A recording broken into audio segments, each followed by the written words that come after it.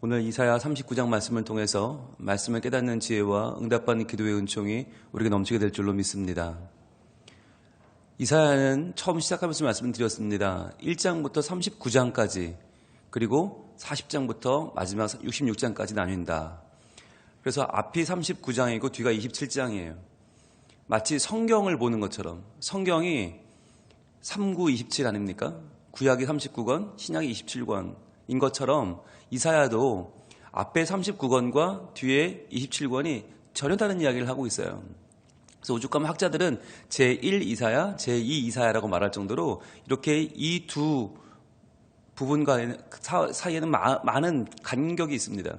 그러니까 오늘 39장으로 제1 이사야가 끝나요.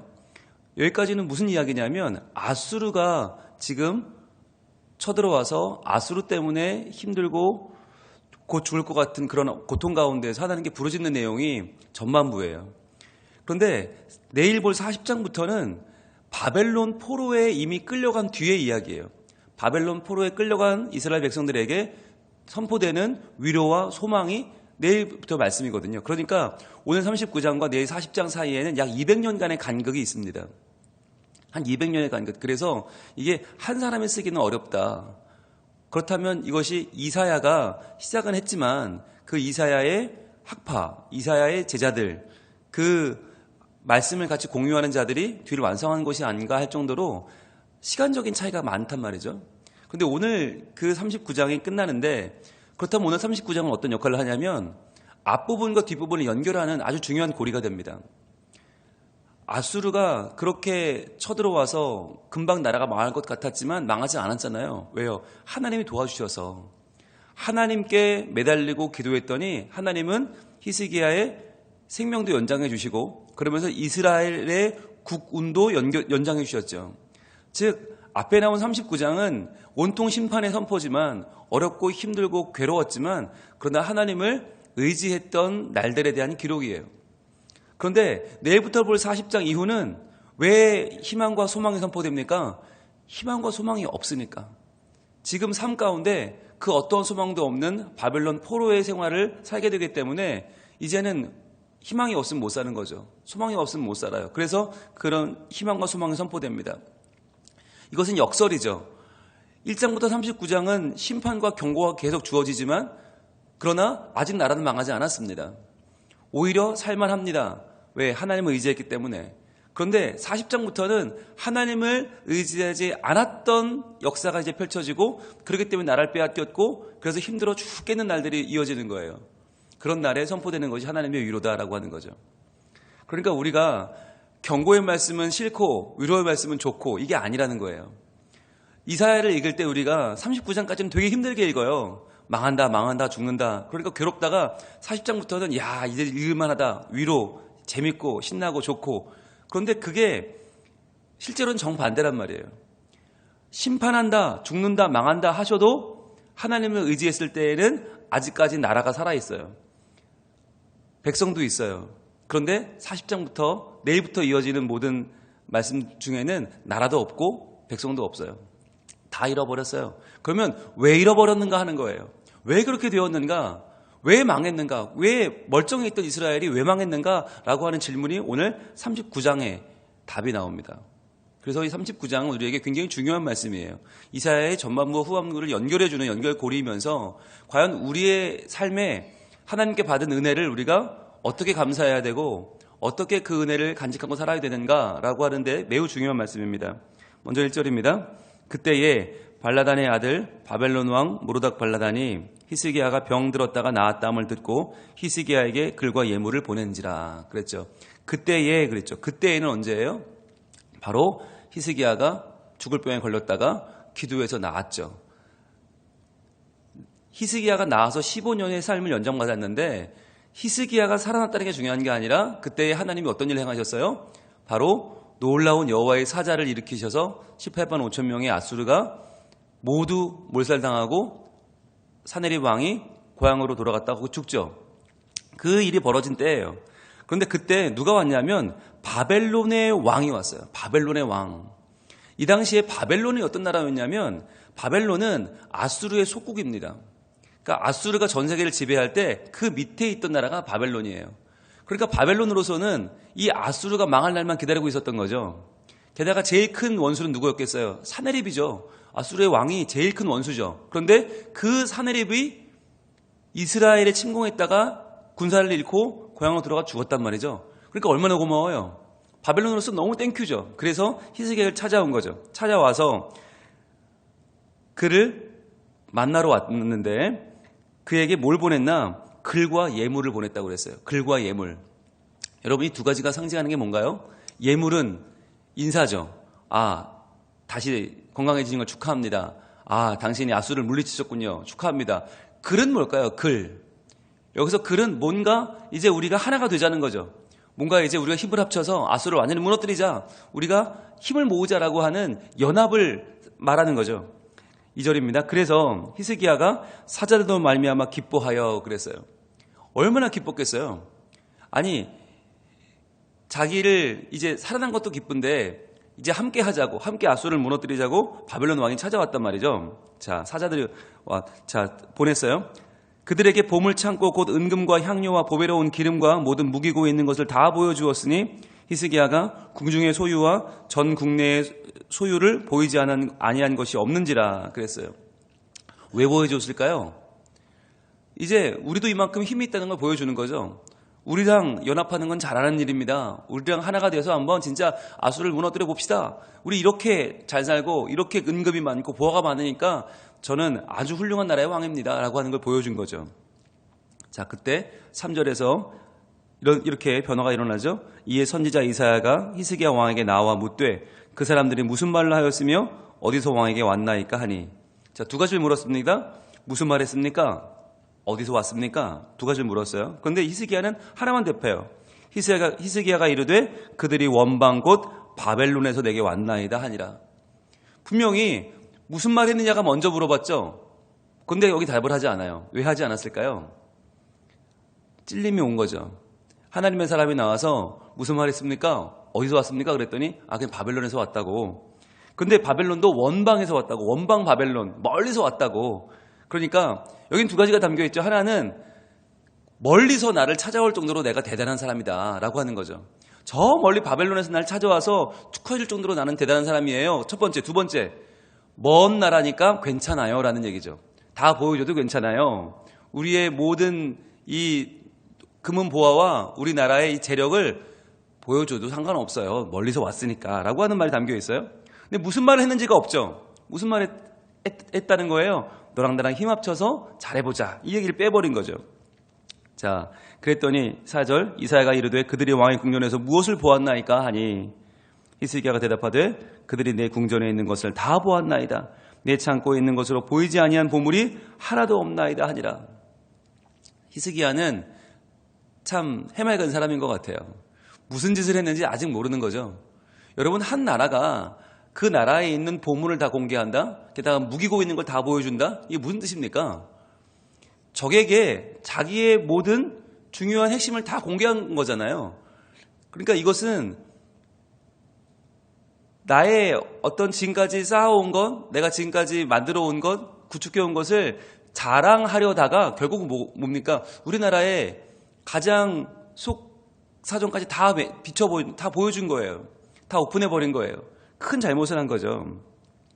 그랬더니 5절 이사야가 히스기야에게 이르되 왕은 만군의 여호와의 말씀을 들으소서. 자, 여러분, 만군의 여호와는 누굽니까? 심판하시는 분입니다. 만군의 여호와는요, 왕 중의 왕이고 만군의 주입니다. 심판하시는 여호와의 말씀을 들으소서라고 하면 선포합니다. 6절 보라, 날이 이르리니 내 집에 있는 모든 소유와 내 조상들이 오늘까지 쌓아둔 것이 모두 바벨론으로 옮긴 바 되고 남을 것이 없으리라 여호와의 말이니라. 자, 네가 다 보여줬지? 바벨론에게 보여준 거 그거 다 바벨론으로 옮겨갈 거다라고 하는 거예요. 네가 그렇게 자랑하고 네가 그렇게 굉장하다고 보여준 거, 엄청나다고 보여준 거 그거 그 사람들이 다 가져갈 거다. 왜 보여주냐? 무슨 의도냐? 과연 무슨 생각으로 보여줬냐라고 하는 거죠. 여러분, 여기서 나오는 이 바벨론으로 옮긴 바 된다. 이것이 바로 내일부터 볼 40장 이후의 사건이에요. 모든 보물은 다 빼앗기고요. 남을 것이 없으리라. 게다가 7절 또 내게서 태어날 자손 중에 몇이 사로잡혀서 바벨론 왕궁의 환관이 되리라 하셨나이다. 즉 그 나라에 있는 훌륭한 사람들, 뛰어난 사람들은 다 내시가 돼서 바벨론에 끌려가서 그곳의 사람이 될 것이다 라고 하는 거죠. 여러분, 이것이 얼마나 엄청난 일입니까? 보물 다 빼앗기고요, 나라의 국력 다 빼앗기고요, 사람들은 다 끌려가서 바벨론의 내시가 될 것이다. 어마어마한 선포죠. 여러분, 아수르가 지금 제일 무서운 적이잖아요. 그런데 아수르가 계속 쳐들어올 때 그 아수르에게 정말 겸손하게 하나님 앞에 나와 기도했더니 하나님은 다 구해주셨잖아요. 그런데 바벨론은 아직 그만한 큰 나라도 아니에요. 그렇게 무서운 나라도 아닌데 그 바벨론에게 히스기야가 자기의 것들을 다 보여주고 자랑할 때 하나님은 그 나라에 망할 거라고. 너희가 큰 나라 아수르가 덤빌 때는 오히려 나에게 기도하더니 바벨론에 찾아왔을 때는 기도하지 않고 네 마음대로 그렇게 네 나라에 있는 걸 보여주고 자랑하고 그렇게 했다면 그 나라에 망할 것이다. 즉 우리는 큰 일에 망하는 게 아니라 오히려 작은 곳에 망한다는 거예요. 작아 보이는 것, 별거 아니어 보이는 것, 뭐 이 정도야 괜찮지 않겠어 하는 것 때문에 넘어지고 그것 때문에 망한다. 여러분, 왜 그렇습니까? 우리의 인생이요, 교만이 충만하기 때문이에요. 교만이 충만하죠. 자, 이렇게 말했을 때 히스기야가 뭐라고 대답을 합니까? 8절, 오늘 마지막 절 이렇게 말합니다. 히스기야가 이사야에게 이르되 당신이 이른바 여호와의 말씀이 좋소이다 하고, 여기서 말할 때 그 말씀이 좋소이다라는 건 우리로 말하면 아멘입니다. 아, 그렇군요. 그렇게 되겠군요. 하나님 말씀이 그렇게 되겠네요. 아, 그렇습니다. 자, 그런데 또 이르되, 이게 중요한 거예요. 아, 하나님 말씀이 그렇군요. 아이고, 내가 잘못했네요가 아니라 또 이르되 내 생전에는 평안과 견고함이 있으리로다 하니라. 왜? 하나님이 바벨론에게 망한다 하셨는데 아직 바벨론은 그렇게 큰 나라 아니거든요. 그러니까 내 생전에는 괜찮겠군요. 내 다음 때에야, 내 후대에야 그런 벌이 임하겠군요 라고 하는 거예요. 여러분, 히스기야는요 아주 눈이 좁은 사람이에요. 아주 짧은 사람이에요. 그러니까 나의 때에는 괜찮겠군요 라고 하는 거죠. 여러분, 그런데 이게 중요합니까? 나의 때 괜찮은 게 뭐가 중요해요? 이 히스기야의 아들이 므낫세입니다. 므낫세는 55년 동안 이스라엘을 통치한 가장 악한 왕입니다. 그 악한 왕 때 하나님이 바벨론을 통해서 이스라엘을 아주 힘들게 하시고, 므낫세도 바벨론에 잡혀갔다가 다시 돌아오고, 그 후대인 시드기야는 눈이 뽑혀서 끌려가죠. 과연 그러한 어마어마한 일이 벌어지는데 히스기야가 내 생전에는, 내 때에는 괜찮다고 정말 괜찮은 거냐라고 하는 거예요. 여러분, 오늘 본문만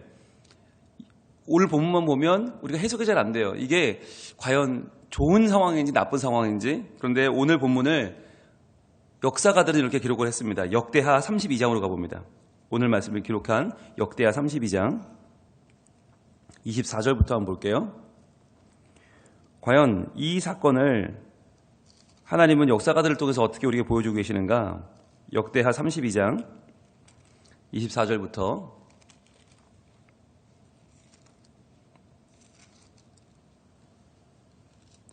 자, 보겠습니다. 24절 시작. 그때에 히스기야가 병들어 죽게 되었으므로 여호와께 기도하매 여호와께서 그에게 대답하시고 또 이적을 보이셨으나 그랬어요.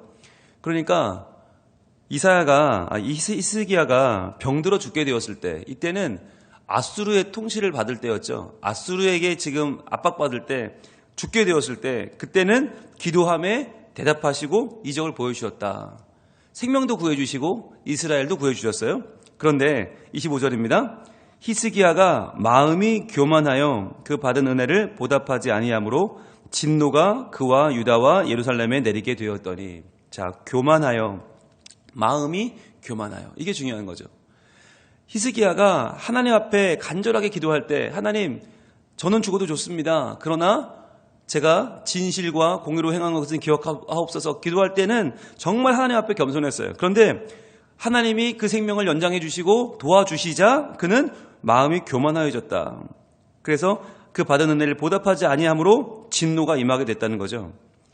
자, 이 진노를 불러온 것이 바로 히스기야와 그 백성들의 교만이었다라고 하는 거예요. 26절 이렇게 이어지죠. 히스기야가 마음의 교만함을 뉘우치고 예루살렘 주민들도 그와 같이 하였으므로 여호와의 진노가 히스기야의 생전에는 그들에게 내리지 아니하니라. 히스기야가 말한 것처럼 그의 생전에는 괜찮았어요. 그의 생전에는. 그러나 문제는 그 다음 때부터 어마어마한 일들이 몰아쳤다는 거죠. 그럼 이 일 전체에 대해서 역대하 기자는 뭐라고 말씀하시냐. 오늘 31절 말씀 좀 내려옵니다. 31절 같이 읽어봅니다. 그러나 바벨론 방백들이 히스기야에게 사신을 보내어 그 땅에서 나타난 이적을 물을 때에 하나님이 히스기야를 떠나시고 그의 심중에 있는 것을 다 알고자 하사 시험하셨더라. 그랬어요. 바로 바벨론의 사신들이 찾아왔을 때, 즉 이제는 히스기야가 살만해졌을 때, 이제는 히스기야가 뭔가 좀 과시하고 자랑하고 교만하여 그들과 함께 힘을 모으려고 할 그때에는 하나님이 히스기야를 떠나셨다는 거예요. 여러분, 이게 중요합니다. 우리가 간절히 구하고 엎드리고 하나님께 도우심을 구할 때 하나님 우리를 도와주세요. 그런데 내가 이만하면 살만하지, 이만하면 괜찮지, 이만하면 내 힘으로 할 수 있어 라고 말하고 내가 살 길을 강구할 때 하나님은 우리를 떠나신다. 하나님이 히스기야를 떠나시고 그의 심중에 있는 것을 다 알고자 하사 시험하셨다. 과연 그 마음속에 뭐가 있나 보려고 하나님은 시험하셨다는 거예요. 즉 바벨론의 사자들이 찾아온 것은 하나님의 시험이었다. 그런데 그 시험에 히스기야는 낙방을 한 거죠. 이때에도 다시 한번 하나님을 붙잡았어야 되는데, 하나님 과연 바벨론에 찾아온 것이 이것이 무엇입니까? 하나님 제가 어찌해야 됩니까? 라고 묻지 않았다는 거예요. 죽게 됐을 때는 하나님께 나오면서 살려주니까 나오지 않았다는 거죠. 그때부터는 하나님을 외면하고 마음대로 자기 뜻대로 살아가고 정치하고 자기 마음대로 외교를 맺었단 말이죠. 그랬더니 하나님이 그 히스기야의 심중에 있는 것을 다 아시고 그에게 진노하신 거죠. 여러분, 이것이 우리의 현주소가 아닙니까? 힘들 때는, 어려울 때는, 문제가 생기면 하나님께 나와 간절하게 기도하면서도 그 문제를 해결받은 뒤에는 언제 그랬냐는 듯이 다시 입을 싹 씻고 다시 내가 잘해서 그런 것처럼, 내가 잘나서 그런 것처럼, 나는 처음부터 그랬던 것처럼 그렇게 교만하여 자랑하며 살아가는 사람들이 아닙니까? 바로 이러한 자랑과 교만 때문에 이스라엘은 망했고요. 이제 내일부터 볼 이사야 40장 이후의 내용들은 바벨론 포로에 끌려가 버린, 나라를 잃어버린 이스라엘에게 주어지는 위로의 말씀이다라고 하는 겁니다. 우리도 하나님의 은혜로 삽니다. 하나님이 행하신 놀라운 일이 아니면 우리는 오늘 하루를 살아갈 능력이 없습니다. 우리는 오늘을 하루로 사는 것도 하나님의 은혜로다라고 하는 고백이 우리에게는 필요합니다. 이 시간에 우리가 기도할 때 그렇게 기도했으면 좋겠어요. 하나님, 받은 은혜를 기억하게 하옵소서. 하나님이 나를 살리신 것을 기억하게 하옵소서. 하나님이 아니면 저는 오늘 하루를 살 능력이 없습니다. 오늘 하루 일용할 하나님의 양식이 필요하고, 오늘 하루 일용할 하나님의 은혜가 필요하고, 하나님의 긍휼이 필요합니다. 하나님이여 나를 도와주옵소서. 여러분, 그렇게 평상시에 하나님을 따르지 않는다면 우리는 이내 교만해질 것이고 자고해질 것이고 하나님의 은총을 잃어버릴 것입니다. 우리의 모든 것 하나님이 주신 것입니다. 우리의 모든 것 하나님이 베풀어 주신 은혜입니다. 그것을 기억하고 우리 하나님께 감사하며 나갑시다. 그렇게 할 때, 하나님의 은혜를 기억할 때 하나님께서는 다시 한번 우리를 이 땅 가운데 살아갈 용기와 힘을 주시고 오늘도 버틸 하나님의 손과 발의 강건함을 허락하여 줄 줄 믿습니다. 히스기야 왕이 얼마나 굉장한 일을 했어요? 얼마나 많은 선을 베풀었고, 그가 죽을 병에 걸렸을 때 기도해서 15년이나 생명을 연장했고, 그러나 중요한 건 연장됐다는 게 중요한 게 아니라 연장된 삶을 어떻게 살았느냐 하는 거예요. 우리는 15년 더 주셨다에만 주목하는데 성경은 그게 아니라 그 연장된 삶을 히스기야가 과연 뭐하고 살았냐, 그게 더 중요하다는 거예요. 내가 원하는 대학을 가고 원하는 직장을 얻고 원하는 가정을 이루고 원하는 모습으로 떵떵거리며 살았냐가 중요한 게 아니라 그러면서 뭐 했냐가 더 중요하다는 거죠. 그래서 무작정 하나님 살려주세요, 도와주세요가 아니라 살려주셨을 때 어떻게 살아가느냐, 도와주셨을 때 어떻게 살아가느냐, 우리의 삶에 더 집중하면서 하나님 앞에 정말 하나님이 기뻐하시는 삶은 무엇인지, 하나님께 영광 돌리는 삶은 무엇인지, 오늘도 하나님을 우리 삶 가운데 모시고 살아가는 주의 자녀로서의 삶을 하나님 앞에 구하고 그것을 결단하고 그것을 살아갈 힘과 용기를 주님께 구하는 우리 모두가 되기를 하나님은 원하고 계십니다. 기도하겠습니다. 하나님, 오늘 본문을 보면서 저희들의 마음에는 수많은 찔림과 수많은 우리의 연약함들이 우리를 힘들게 합니다. 하나님, 히스기야 왕은 죽게 되었을 때 하나님 앞에 나와서 전심으로 기도해서 그 생명의 연장을 받았지만, 그러나 그 뒤에 그의 삶은 참으로 부끄러운 삶이었고 자랑하는 삶이었고 교만한 삶이었습니다. 그래서 하나님이 그를 떠나셨다라고 성경은 기록합니다. 하나님, 우리에게도 이런 어려움과 아픔이 있을 때 주님을 찾고 매달리는 열심이 있었습니다. 그러나 그것으로 끝나버려서 하나님이 내게 은혜 주셨을 때, 나에게 삶을 연장시켜 주셨을 때 우리는 과연 하나님을 여전히 사랑하며 여전히 높이며 살고 있습니까?